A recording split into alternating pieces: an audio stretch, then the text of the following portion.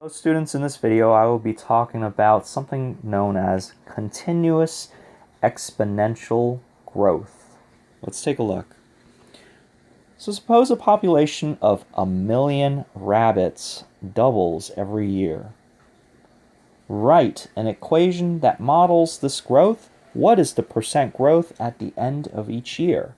So this is a simple enough problem. Having gone through enough exponential equations and working with exponential equations, we should be able to come up with a model without any issue, right? So since there is doubling at the end of every year, then this means that the initial quantity of rabbits would be multiplied by a factor of 2 at the end of the first year, and as a matter of fact, at the end of every year. So by the second year, we would be multiplying by a factor of 4, and then by the end of the third year, we'd be multiplying the initial quantity by a factor of 8, and so on, right? And really, this is just, a million times 2 to the t. And if we were to talk about the percent growth, it would be 100% per year, right? R would be 1 in this case. However, the rate, I have not introduced this concept yet in previous videos related to this idea of compound interest or compound interest with frequency of n, and that is this growth that we are modeling right now. This is a discrete rate of growth. What does that mean? What this means is the model is describing growth at the end of every year only, and not throughout every moment in time. Now, this situation here we're talking about, these are rabbits, right? And rabbits, unlike finances, okay, they don't behave in that rigid kind of structure where, at the end of every month, okay, we expect an increase because, there's interest. It doesn't work like that.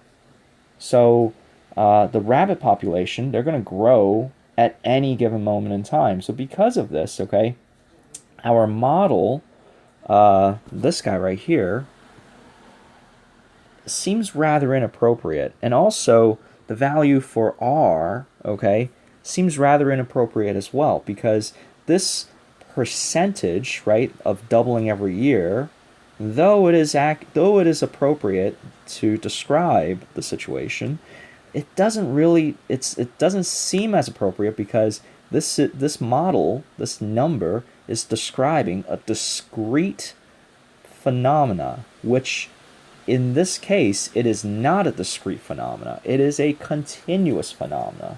So one more time, right? At the beginning, we have 1,000,000 rabbits.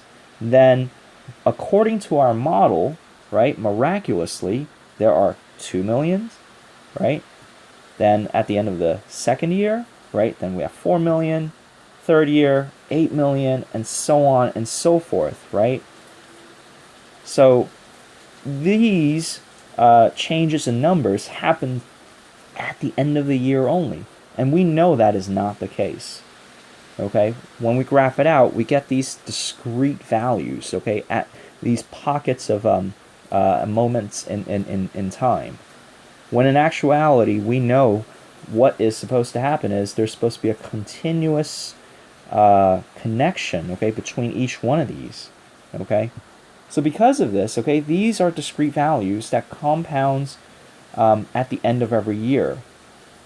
What is supposed to happen is they're supposed to compound at every given moment in time, right? Because there's nothing stopping a rabbit from mating, okay? The rabbit will mate and mate and mate, okay, and there's no time frame in telling them to when to stop or when to begin. What is the rate of growth if growth happens at every moment in time? In other words, what is the rate of growth if the situation is compounding continuously? Right? Because that's, again, we're not compounding monthly, we're not compounding quarterly, we're not compounding daily, we're not compounding hourly, we're not compounding secondly, okay, we're compounding at every given moment in time, okay, because these rabbits may be mating at any given moment in time. Okay, so again, what is meant by compounding continuously? This implies that growth happens every moment in time. Frequency of compounding will not be quarterly, monthly, weekly, or even daily, but every moment, thereby suggesting n, because that's what n was, right? N describes the frequency of compounding, thereby suggesting that n is going to approach this unreachable quantity, which is infinity. All right, so what is that suggesting about our formula that we had developed in the previous video? It is suggesting then that we substitute in the value of infinity in place of n. And that looks really awkward, doesn't it? How do you even begin to fathom how to work with this? This idea is just too strange. So because of this, okay, what we're going to do is we are going to work and manipulate this into something that is manageable, and that's that we can interpret a little better. Here comes the magic of algebra. Let's take a look. All right, so I start off with this equation here, which is, again, the equation for compound interest, okay? I'm taking the percent growth, okay, and I'm going to find out what is the end value, okay? But this time, I'm going to try to turn the frequency of compounding to infinity. I want to make a little clever substitution. And if you're wondering, how did mathematicians even know to do this? I have to say some of it is divine intervention, okay? Mathematicians get their inspiration from someplace, right? But I would say 99% of the time, though, it's a lot of hard work and effort with working with exponential equations, with working with these types of situations, and then it becomes obvious why you would call or why you would name certain unknowns and then work with them, right? Because a lot of times you see me go through these derivations and it just seems really odd. How did the person know to do this in the beginning? Well, it comes with a lot of hard work and a lot of experience, and there are at times, okay, some inspiration that mathematicians get, but the vast majority of the time, I have to say, it's because of hard work and dedication and experience, okay? That's what allows them to, make these kinds of calls. Anyway, so we're going to let u equal to r over n. And if u is equal to r over n, we're going to, work with this a little bit. We're going to rewrite this, re-represent this. I want to let n equal to r over u then. Again, this u here is a dummy variable. It doesn't really mean anything, at least in our process of manipulating this, okay? But it will help us to make certain interpretations, I promise. What we're going to do, okay, is now that I am re-representing, okay, that equation with the letter u, I can then rewrite this in this form by making that substitution for r over n and for the value of just n. Okay?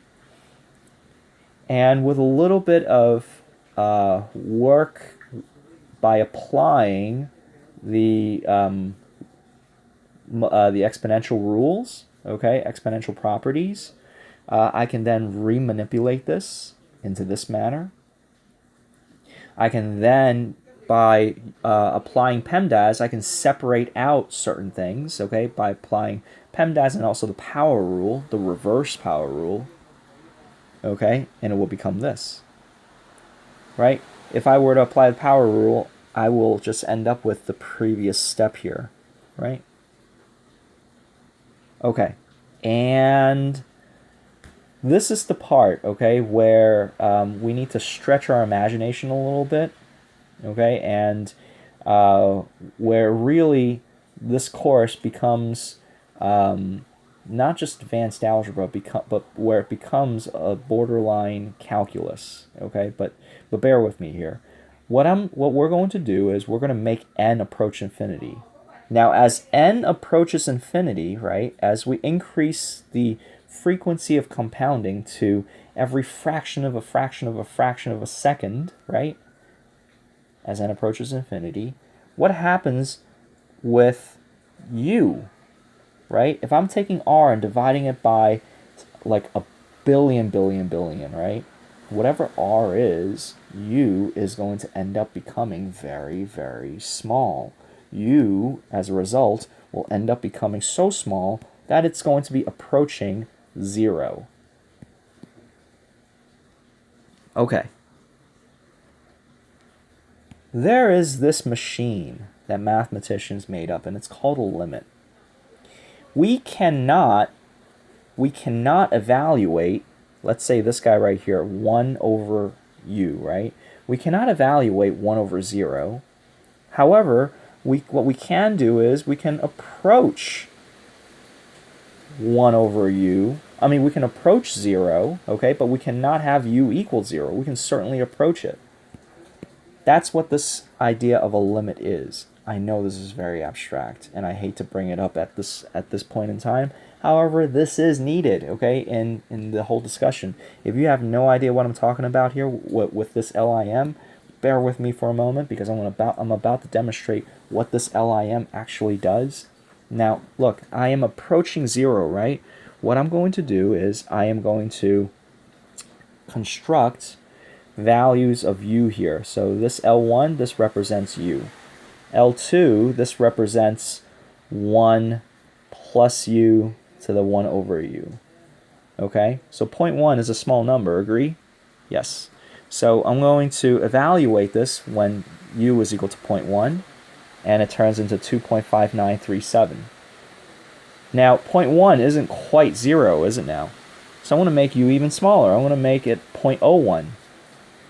And then reevaluate that. I see that I have 2.7048. Again, 0.01 isn't quite 0. I'm going to approach 0, darn it. So I want to make u equal to 0.001. Reevaluate into that equation, 1 plus u to the 1 over u. I get 2.7169. I can do even better because this is a computer, right? So I want to make u 1 to the negative 4th power. 1 times 10 to the negative 4. This is scientific notation, right? So that means it's 0.00001, right? 3 zeros. And substitute it into that formula there, 1 plus u to the 1 over u. I will end up with 2.7181. Can you guys see here that I have these values? They're converging, right? And I want to do it again. I want to make u even smaller. I can't make u equal 0, but I can make u approach a quantity so close to 0 where my hope is that the numbers over here will converge to something.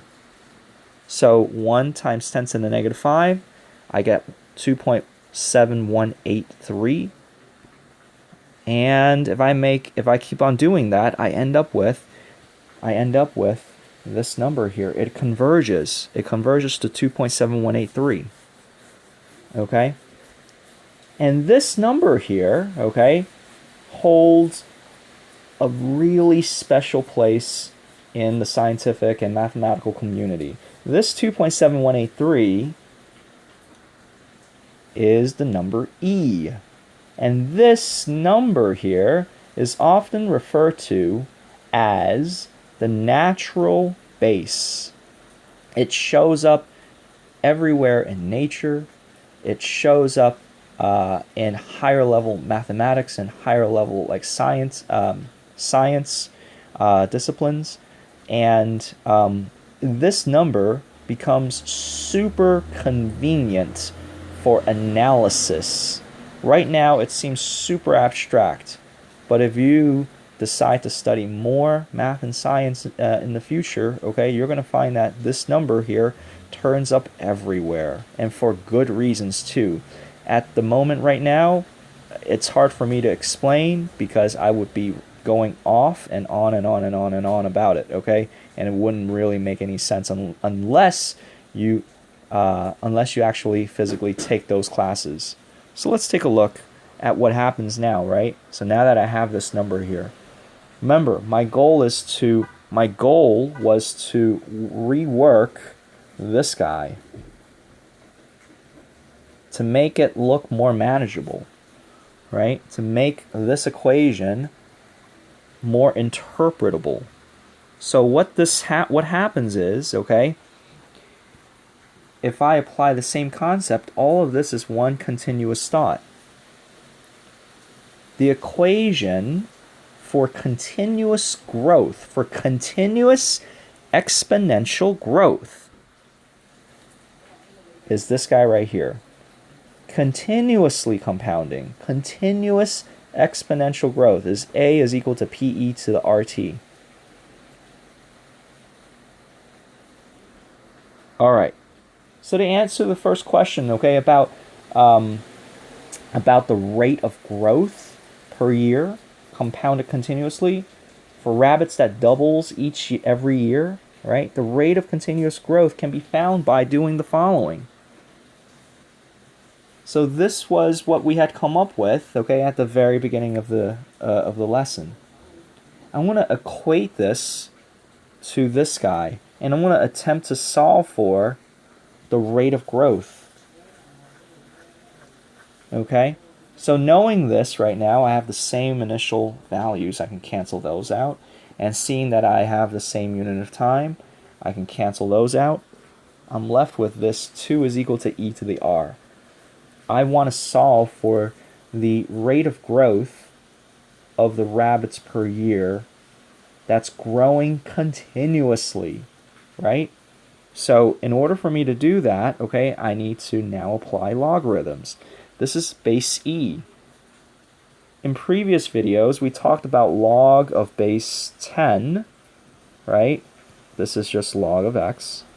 Log of base e is ln of x. So what I'm going to do is I'm going to take the ln of both sides, the natural log of both sides, and by applying the power rule, the r comes out in front, and ln of e, recall, ln of e is equal to 1. Why is that? Because, again, log base e of e is equal to 1 because e to the 1 is equal to e, right? So ln of e is equal to 1.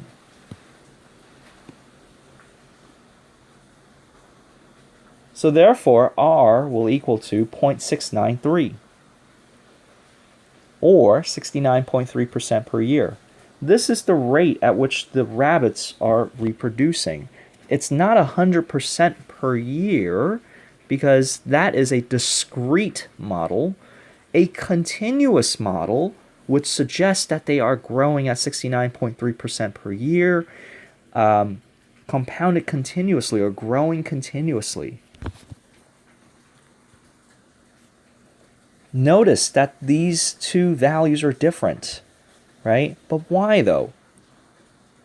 Again, the reason has to do with that the frequency of compounding, okay, if we are compounding continuously, we will always end up with a higher value.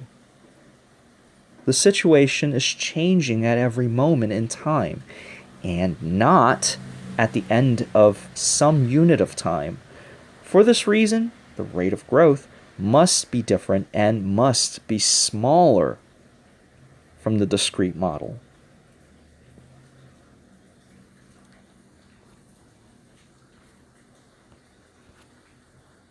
Okay, if we were to plot, let's say, these two equations side by side, right, how would they differ? They actually will not be any different. The only difference is one will be connected and the other will not. This is discrete, and this is continuous. That is the only difference. That is the only difference. Okay, the model for p times 2 to the t, okay, that is appropriate for t values of t that are integers. the value of t in this model is appropriate at any given moment in time. So that's why we call this continuous. Base e is often called the natural base because of it appearing in natural models, which is why the log of base e is often referred to as the natural log. Could similar analysis be done on p times 2 to the t instead of this equation over here? Absolutely. The only thing is, just be aware that this model here is for discrete and this guy here is for continuous. And in the future, right, even though these two models, okay, end up being the same, like if you take e to the 0.693, it actually evaluates the 2, right? Why we don't use this model here is because, again, when you get into higher level math and other STEM related fields, you will never work with any other base other than e. And actually, we hardly ever use anything in base 10 either, which is hard to believe at this point. All of the bases that we will ever work with, that you will ever work with, will always be of base e. Alright, so what is the summary of all the things that we talked about involving exponential growth or decay? So this is the equation for compounding once per unit of time. This is the equation for compounding frequency with a compounding frequency of n per unit of time. And here is the new equation for compounding continuously. And these are all the sub-information that you should be aware of regarding appreciation or depreciation.